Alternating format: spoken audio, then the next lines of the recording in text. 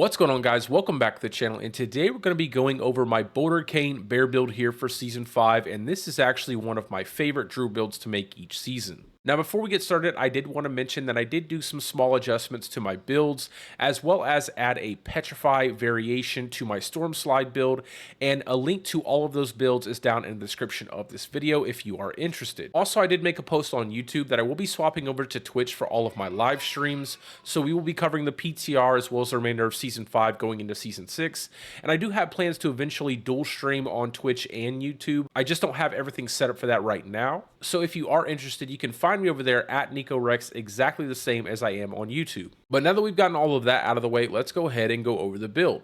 So for our skills, we're going to be using Boulder as well as Hurricane because this is a Bouldercane build. Then we're also going to be picking up the ultimate Petrify. We're also going to be using Earthen Bulwark for a dedicated crowd control break. Then we're going to be using Shred just to add mobility to the build to make it a lot more fun to play. And then last but not least, we're going to be using good old Poison Creeper just to apply poison to our enemies so we get the most out of our passives. Moving on to our Spirit Boons, we're using Awareness on the Deer. We are Spirit Bonded into the Eagle, and we're picking up Iron Feather as well as Avian Wrath. Then for the Wolf, we're going to be using Pack Leader. And then for the Snake, we're going to be using Calm for the Storm to reset our Petrify that much faster. Now, before moving on, I did want to mention that there are two build variants here up at the top. One of them just shows all of the best in slot gear, and then the second one here called Natural Balance. This is just a variant of the build using the aspect of Natural Balance, and overall the damage is higher with this setup. However, it takes a lot of the fun out of the build because you're constantly trying to keep up that Natural Balance passive to get that big giant increase to your critical strike damage with Earth skills. And overall, I found it was just much more of a chore to play, and when I'm playing Bouldercane, I'm all about having fun with this setup, but it is there if you guys just want to do the most damage you can possibly do. Now for the aspects and uniques, we're going to be running Vasili's Prayer as well as Insatiable Fury because it's a Bouldercane bear build. Then for the gloves, we're going to be using the aspect of Metamorphic Stone here. Now I know most people put this on the two-hand slot, however through my testing I've noticed that the damage scaling is just a bit off on this aspect, and you actually get a lot more damage out of using something like Retaliation or Natural Balance on the two-hand slot instead of running the Metamorphic Stone aspect there. Then for the pants, we're going to be using Tebow's Will. On the boots, we're running the aspect of Metamorphosis so we can trigger our Tebow's Will and just keep our resources up. Even though with this setup you don't really need it, it's still nice to have. Then we're going to be running the aspect of Changeling's Debt on our two-hand slot. For our amulet slot, it's obviously going to be the Dolmen Stone amulet because you could not make this build without it. Then for our first ring, that's going to be the Ring of Starless Skies, and if you do not have a Ring of Starless Skies, you can socket in any basic ring with whatever aspect you prefer.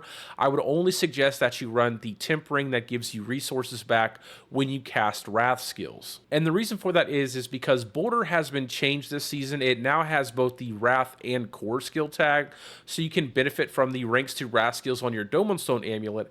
And one of the cooler aspects of that is they added a Temp ring that gives you resources back when you cast Wrath skills. Well, because we still maintain the Wrath skill tag on our Boulder skill, even though we're using Metamorphic Stone, we still get the benefit from gaining the resources when we cast Boulder with this Temp ring, which basically means when you have either the Ring of Starless Skies and another ring socketed with that Temp ring, or even two rings with that Temp ring on your build, you can pretty much free cast Boulder as much as you like and never have to worry about resource management. And then last but not least, for our second ring, that is going to be the aspect of Retaliation. Moving on to our gear stats, for our Vasili's Prayer, I highly recommend you finding one with a greater affix to armor and get at least one Masterwork crit there so you can cap out your armor with only one piece of gear. However, if you do not have this, just go ahead and roll armor on your boots instead of some of the affixes I have down below, and that should get you to the 9,230 armor cap you need to make sure you're getting all the damage resistance in that higher in-game content. And then after you get that one Masterwork crit into your armor, you can put your crits wherever you want. I play hardcore, so I always go for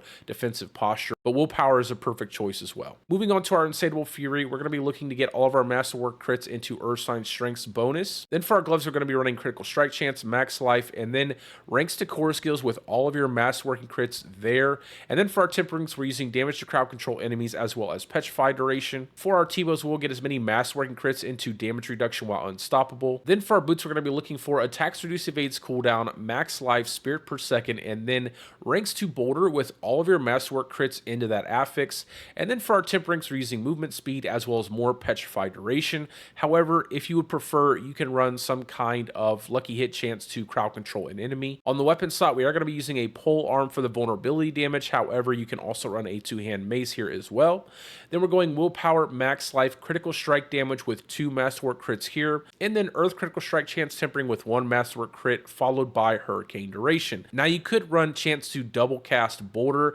However, they have capped our boulders at 10 this season, and honestly, it takes a lot to run that tempering because you have to find a Dolmen Stone amulet with a greater affix to nature magic cooldown and then get all of your masterwork crits into that affix, and I don't really think that's possible for most people. So hurricane duration is just a lot easier to obtain, as well as a lot easier to play, because it can get a little bit annoying trying to spam hurricane every 2 seconds, especially because at times it doesn't seem that hurricane will actually go off when you hit the keybind or button it's attached to. Then for our Dolmen Stone amulet, we're trying to get all of our masterwork crits into ranks 2 wrath skills, and like I said, you can also swap that to nature magic cooldown reduction if you prefer. Then for our Ring of Starless Skies, getting as many core skill ranks as possible is recommended.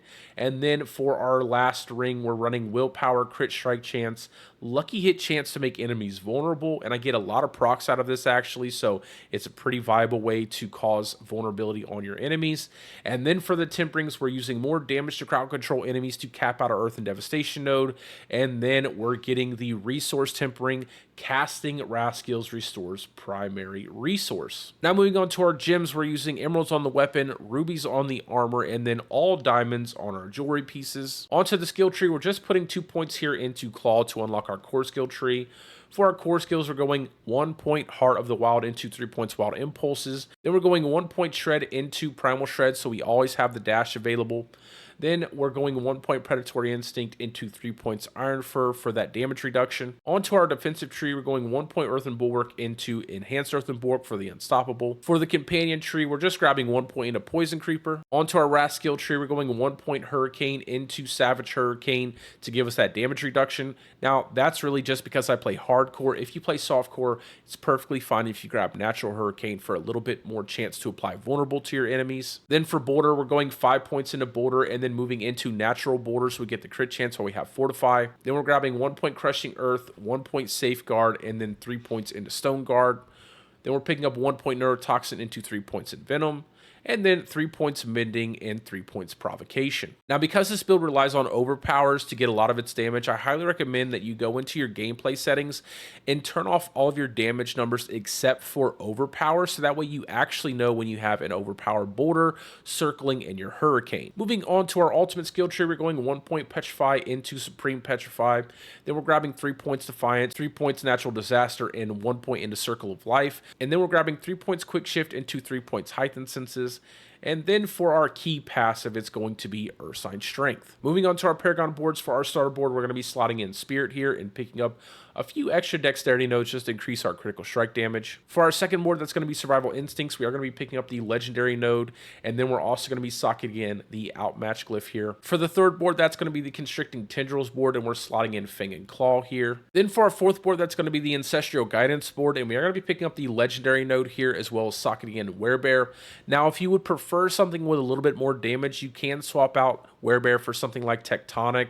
However, I play hardcore, so I like the damage reduction. Then for the fifth board, that's going to be the Earth and Devastation board. We're picking up the Legendary node as well as socketing in Earth and Sky here. And then for our sixth and final board, that's the Inner Beast board, and we're socketing in Dominate as well as trailing back into our third board and picking up the HP nodes as well as the Rare node to increase our crowd control damage to help cap out our Earth and Devastation node. But that's really it for the video, guys. That is my Bouldercane bear build here for Season 5. This build is a lot of fun to play, even though there are several pain points that I do hope the developers eventually iron out in future updates. Now, like I said at the beginning of the video, all the links to my builds are down in the description of the video. And if you have any questions whatsoever regarding this build or anything else that I've put out this season, go ahead and post them down in the comments and I will answer them as soon as I see them. Also, remember, I will be swapping over to Twitch for my live stream, so you can follow me there at NikoWrex for all of your hardcore Druid gameplay. And as always, guys, I hope you're having a great day or a great night, depending on wherever you're from, and peace out. I will see you in the next one.